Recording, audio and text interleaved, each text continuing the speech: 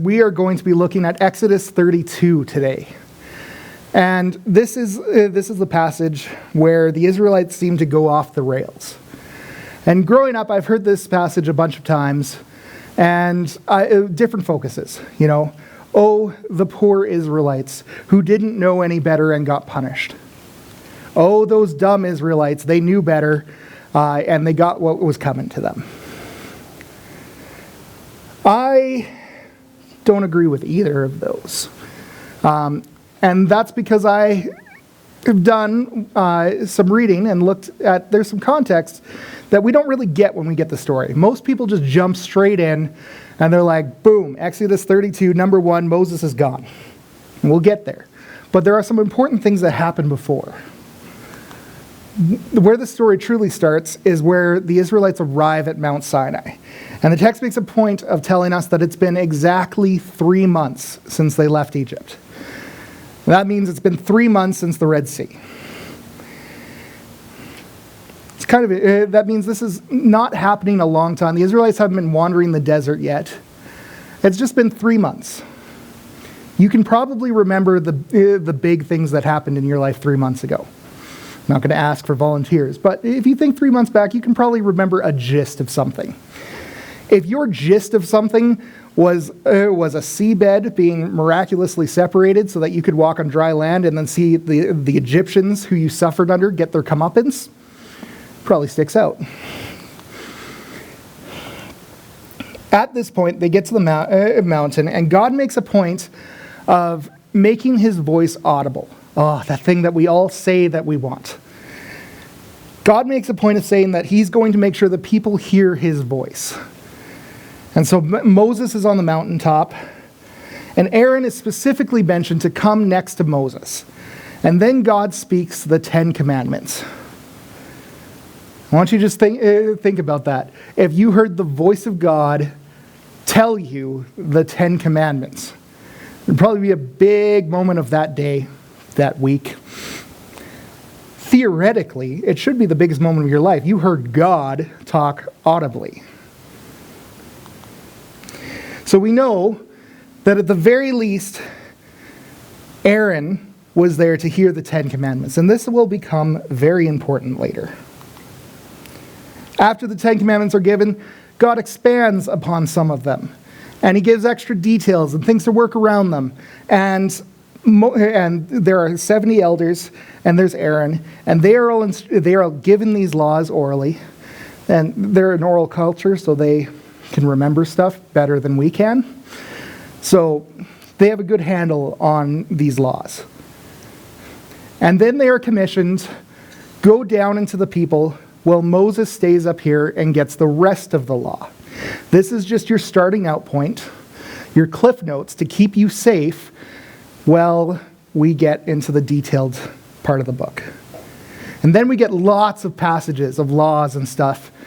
And they go on, and for a lot of people trying to read through Exodus, all of a sudden you just start to kind of do the nod head where you check out and you're like, I don't care anymore. I don't care how many lampshades there's supposed to be. I don't care how many square foot this thing is supposed to be. Is there any more story left? Well, yeah. Yeah, there is. Let's look at the story. Now, when the people saw that Moses delayed to come down from the mountain, the people assembled about Aaron, and they said to him, come, make us a god who will go before us. As for this Moses, the man who brought us up from the land of Egypt, we don't know what happened to him.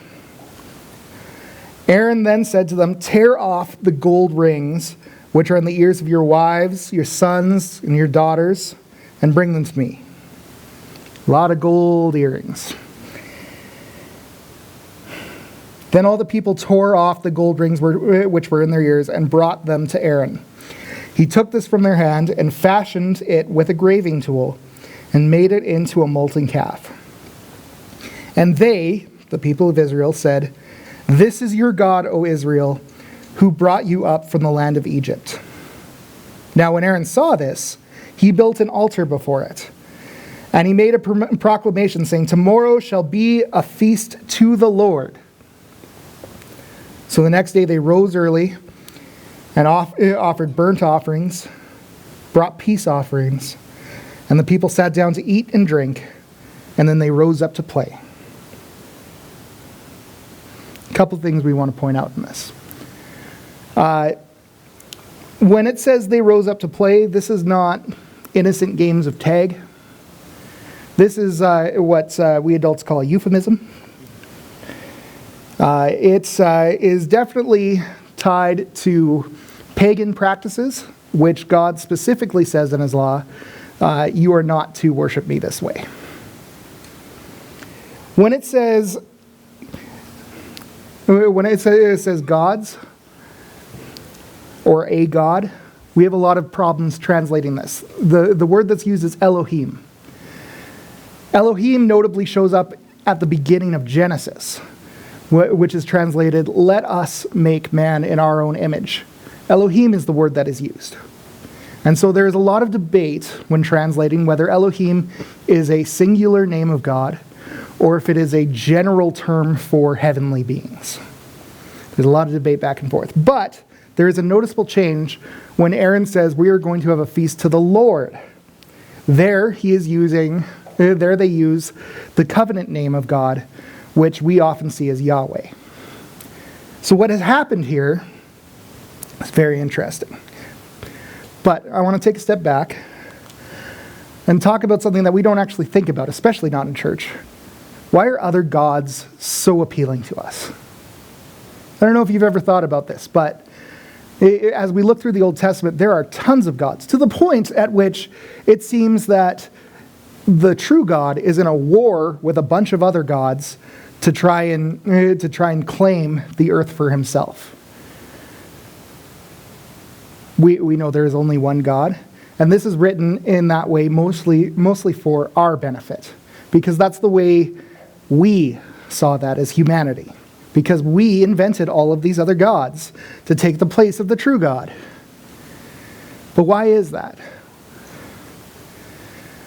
Well, as I've looked into the practices of worshiping a lot of these old gods, I've discovered a few things. One of them is that old gods tend to be a lot of gods.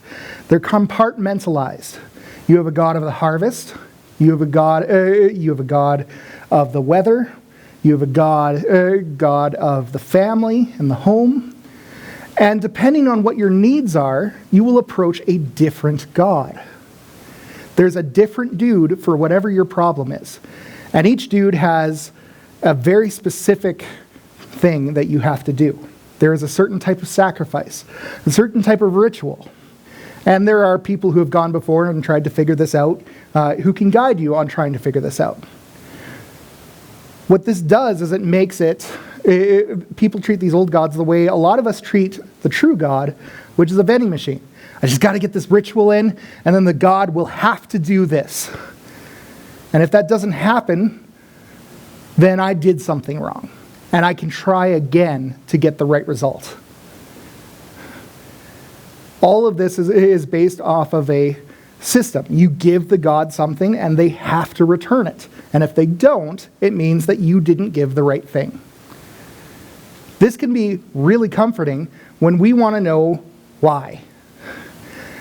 A lot of times we will pray to God and we will ask for something that we desperately want. We think we need it, and we get nothing back. And we don't know what to do because we are wanting to know what is the right prayer to make God give me what I want. And as Christians, we know that that is not the right frame of mind, and that sends us into a tailspin. As a pagan, you go, oh, it must be because either I gave the wrong thing or another God is angry with me. So you try to figure out what is really going wrong in your life, and you find out, hey, there is a God who's in control of that. He must be mad at me. I should make him happy. Then I can go over to the others. And sometimes this works. Modern day calls it the gambler's fallacy, where suddenly something works and you try to recreate the exact conditions. I think this was best visualized by a show called Malcolm in the Middle. There is an episode of Malcolm in the Middle where the dad starts to bowl a perfect game, all strikes. And every time he does it, he realizes that something different is off. So you will see him try to recreate that over and over again in order to get his perfect game. And it seems to be working. He bowls one, realizes his fly was undone as he's doing it back up. Next time he grabs the ball, he undoes his fly. Boom, there it is. He realizes he stepped out of his shoe. He puts his shoe to the side, unzips, tries again. And he almost gets it. He does thing after thing, adding into this ritual. He gets an audience because he is so ritualized in this. Everybody is cheering because he's getting success. And then right before he wins, one of his sons falls in front of the ball. Perfect example of how the gambler's fallacy works. You keep trying to do the stuff that seemed to be giving you success in order to guarantee yourself success in your endeavor. But there is always something that can go wrong, and your rituals will not always make it work. But having those rituals makes it really comfortable. You really believe that you are causing things to change. This is why you'll find, even among Christians, people prefer rituals and religion to a relationship with the Creator. Relationships are hard. Anybody who's married knows relationships are not always easy. They can be hard. Anybody who has had a sibling, your relationship is not always easy. It is quite often hard. Anybody who has ever rebelled against your parents, not a single person in this room, I'm sure, but relationships require work. And it's a different kind of work than a ritual does. A ritual is very mechanical. You don't have to have your heart and soul in it. You just do A to get B. Relationships will require something behind it. There are many more reasons why all of these gods, and many more gods that you can think of, are appealing, are far more appealing than the work than chasing a relationship with God. But that's a big one for me. Another thing, a second thing just to add into this, is that our brains naturally seek patterns. I've seen a lot of videos with AI people explaining the hard difficulty it is to get AI above the point where it's at now, because AI does not recognize patterns. Humans recognize patterns so good, we see them when they don't exist. Again, that is exactly what the gambler's fallacy is. Another thing of note after the gods is something that you don't realize unless you have been reading all of those boring laws and stuff. In those, God starts to set up instructions for the tabernacle. Tabernacle is going to be this movable building where God's presence is going to dwell. In his instructions for it, God says, take up an offering, and anybody with a generous heart who wants to give will give. Now, if we juxtapose this with the false god, we see tear off. Some of your translations will just say take off, and that really lessens the impact of the original words. Tear off, take by force, all of these things. Another interesting thing is God says every man who is willing to give. And Aaron says take it from your wives and your children. Now, why is that interesting? Is it because God and Aaron are sexist? No. It is because in the culture, take a man, have a man give, means somebody with the autonomy to give. Someone who has direct ownership over their stuff. That's who God wants. Somebody with a willing heart who has the ownership of their things and can give freely. When Aaron says tear off, he says everyone but the people who have ownership. You are taking things from people who do not own the things that they own. The things that they wear, all of their property, that didn't become yours until you were a man. And if you were never going to be a man, you were one of those things that could be taken. It is the way the system worked back then. It's not necessarily right, But it is interesting that when we look at this through a modern lens, we look at those who have means to give with a willing heart, versus take everything from people who have nothing.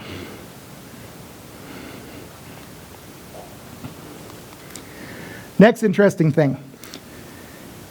Aaron realizes that this is not cool. Those of you who remember your 10 Commandments, there's you shall have no other gods before me, and there is you shall not create an image to worship. Aaron goes, maybe we should just break one of those. Instead of it being its own God, I'm going to try to redirect this. This is why he says we're going to have a feast to Yahweh. What he says is, this golden calf that's here,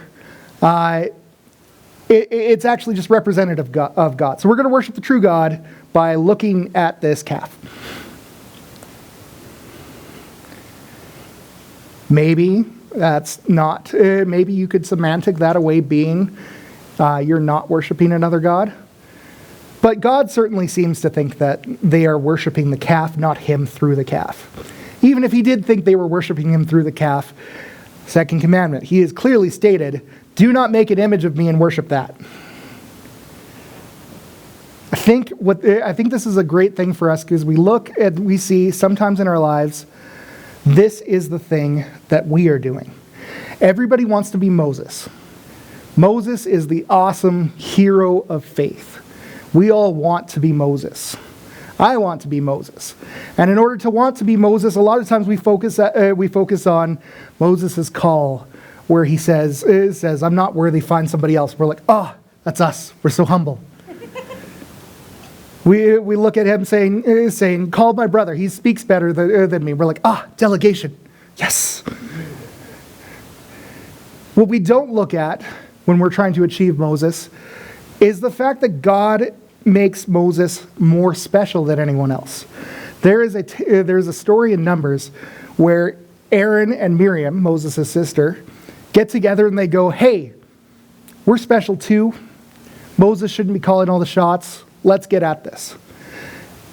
And God himself comes down and says, no, Moses is special, you're not. Moses speaks to me face to face. No one else speaks to me face to face. Moses is special and you're not. We tend to skip over that story because we want to be Moses so much. I think it's far more often we're Aaron. We want to be in that place of leadership, but we feel less than equipped. We feel the pressure of the people around us, especially the people we are trying to lead. And we can be pressured into doing stuff we know is wrong, and then we try to course correct it. Yeah, I know it's wrong, but if I shift it this way, maybe it'll be okay.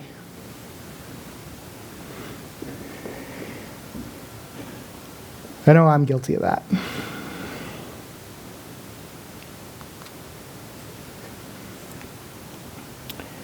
But we're not ancient Israelites. We know that that the gods they worshipped were made out of stone and wood. So this is just an ancient problem, right? We've got no big draw to worship Zeus. We got no, some of us are pulled in by Cthulhu, but a lot of us can resist that, worshiping the dark old ones. This is not a problem, right? It is. Our gods have just changed. Anything that we place above God is an idol. Anything that we turn to before we turn to God is an idol. And our gods may not have names and faces, but sometimes our gods are money. The pursuit of trying to get just enough, but it's never enough. For some of us, it's comfort.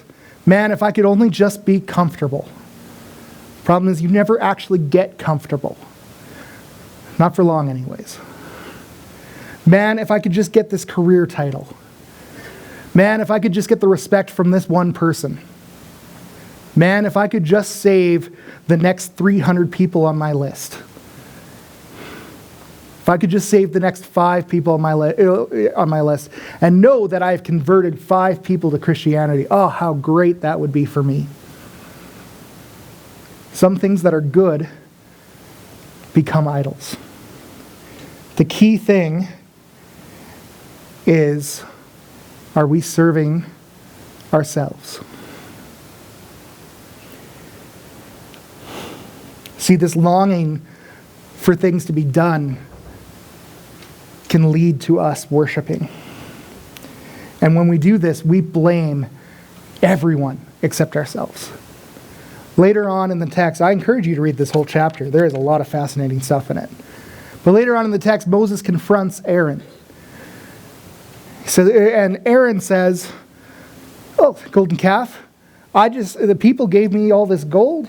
I threw it into the fire, and all of a sudden a calf came out. Like magic."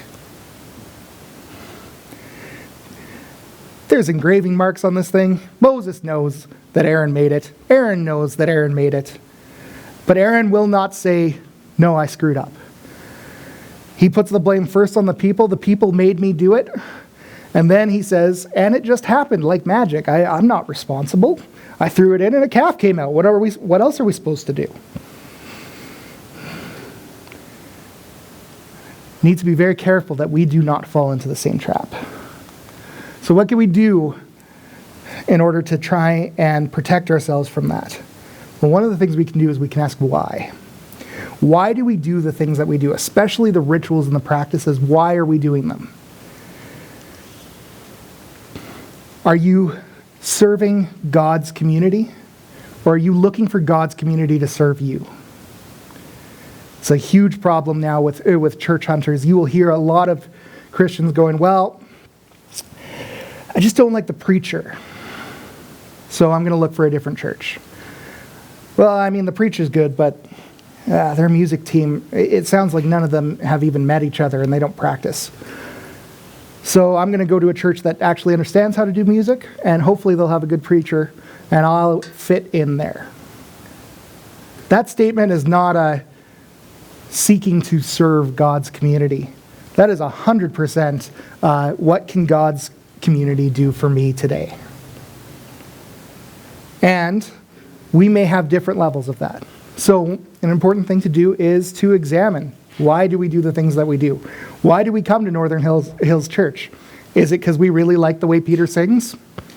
Maybe. He's a good singer. Far better than me. Do we really like Jamie's preaching? Is that why we only show up when Jamie's preaching? Nobody comes when I'm preaching. No one knows when it is. But these are practices. If that is your focus, you may want to try to change that and go, where can I serve rather than what serves me?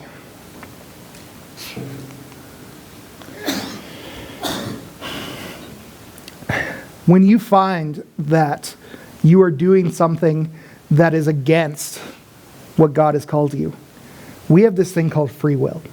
Free will means you can always choose not to do it. Just like when you need to go on a diet, you choose not to eat that delicious piece of chocolate cake. We can choose to turn away from our negative behaviors. In fact, in this text, we have Moses sees that the people are out of control because Aaron let them get out of control.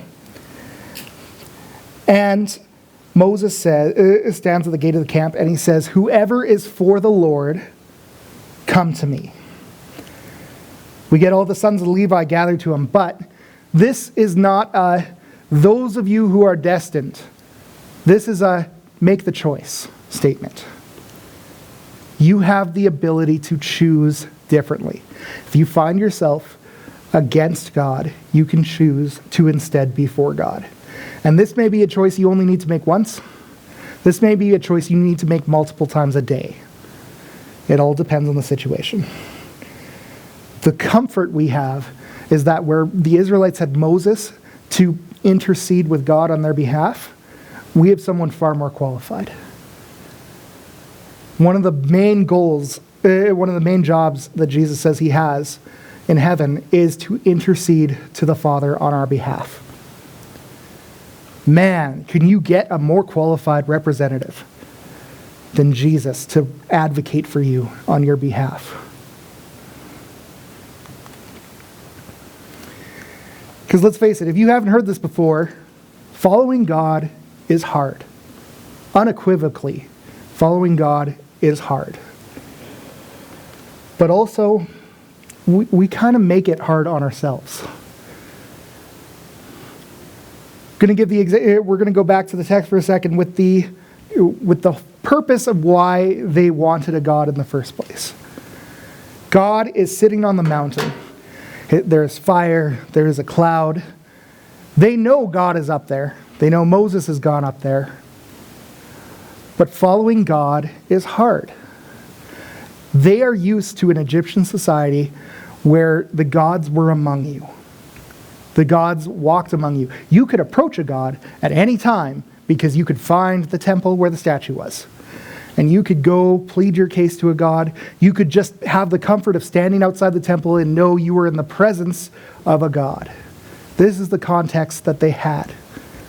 Now they are sitting at a foot of a mountain where intellectually they know God is up there, but emotionally, God is not with them. This is the whole reason the tabernacle is being planned.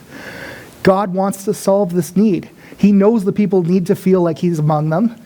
And so he dedicates this holy tabernacle where the people can come, make their offerings, and see in the flesh that God is among them. And yet the people cannot wait. It says Moses is on the mountain for 40 days and 40 nights. It could be that it is indeed a month and a week.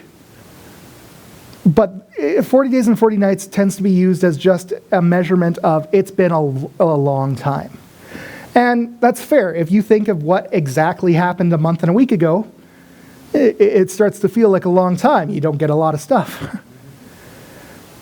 God's time doesn't match ours, and we get impatient. And so we make worshiping God harder on ourselves by choosing to put ridiculous effort into poor substitutes. I encourage you to look at, if you can get it in your head, read the dimensions. If you can't, go on YouTube and look at what the tabernacle probably looked like. It is a massive undertaking. It is a big building. It looks fantastic as you look through it. As you go through the different levels of the tabernacle, there is amazing things with lots of symbolism. This would have been fantastic. And then you look at the golden calf, which probably wasn't very big. After all, it was made out of gold earrings. It's a very tiny little cow. It is a poor substitute. And they eagerly chased that poor substitute because it was easy and it was close, instead of waiting for the fullness of God meeting that need.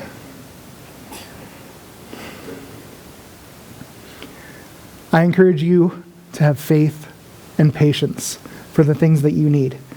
We have a God who cares, a God who is always chasing after what do we think we need and how best can that be applied to us. Not what do we want, what do we need. God cares about our needs. We need to have the patience and faith to wait for him to bring about much more than we can do for ourselves.